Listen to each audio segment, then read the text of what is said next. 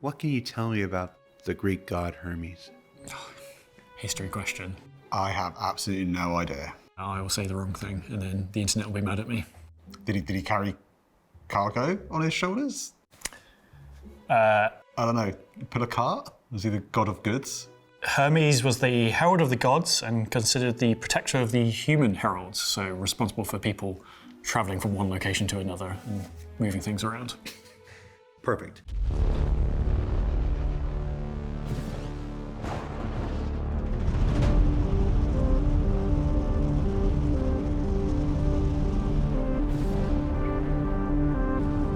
The Hermes is RSI's first dedicated medium freighter. We were discussing new ships quite some time ago, and at that point we were developing the Apollo, and the Hermes seemed a natural chassis alteration for the Apollo series. With the RSI Apollo, it was received very well in terms of its styling, and really what we wanted to do was take those visuals and just make it available for a new audience. The main distinguishing feature of the Hermes is it has much larger, beefed up thrusters visually on the outside. It needs a lot of power to move that weight around. One of the things we wanted to try and convey with its visuals was this idea that it had a lot more strength than what the base Apollo did. So if you look at the very top of the ship, you'll notice that where there's a big window in the Apollo, you're seeing much more of the kind of like the inner structure of the ship. So it's reinforced with large girders and these big metal plates that make it feel a lot stronger. Whilst its official designation is a medium freighter, the Hermes is sort of internally often referred to as a sort of blockade runner. It is great performance in a straight line with those extra beefy thrusters. It has some good armor. Obviously the weapons are all upgraded compared to the Apollo series. It has 16 S-2 missiles. It can pack a punch while providing very competitive SCM and nav speeds at the expense of some maneuverability. Inside, the front half of the ship shares virtually everything with the Apollo series, and that is your bridge and habs and component room, but the back half is a completely different story. It's pretty obvious that things have changed. It basically strips out any of the interior that isn't essential to the ship's flight and replaces it with a large cargo space.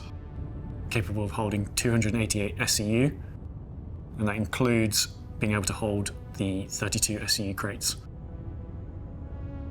There isn't a lot of ships in that 200 to 300 SCU cargo range. You have the Raft series that's down at 192, and then you have sort of the Caterpillar series that is 500 plus. There isn't really many ships in that middle zone. The Hull B is moving up to 512. That was sort of the closest. But of course the Hermes carries all of its cargo internally compared to say the Hull series, which has it all external and much more vulnerable.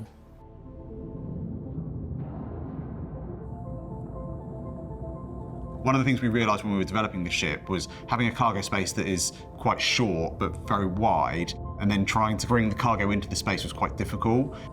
So our design team came up with this idea of having this tracked beam that ran on a rail through the centre of the cargo space. And that really allows you to be able to pull that cargo in quite easily. And the tractor beam can be controlled from either the co-pilot seat or a dedicated station at the rear of the ship. So if you've ever had problems playing cargo Tetris, then the Hermes might be the ship for you.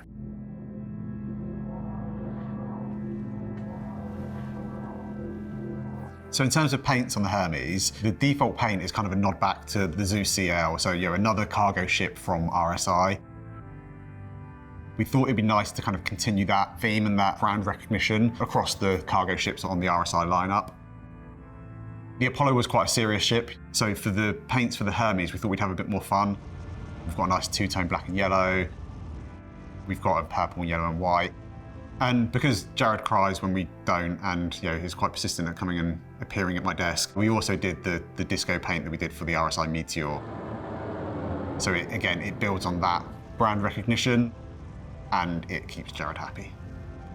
Yay!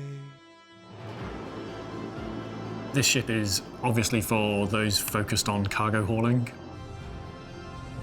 but you can also fit quite a lot of our smaller ground vehicles in there. So it's a great little ship to reposition things around.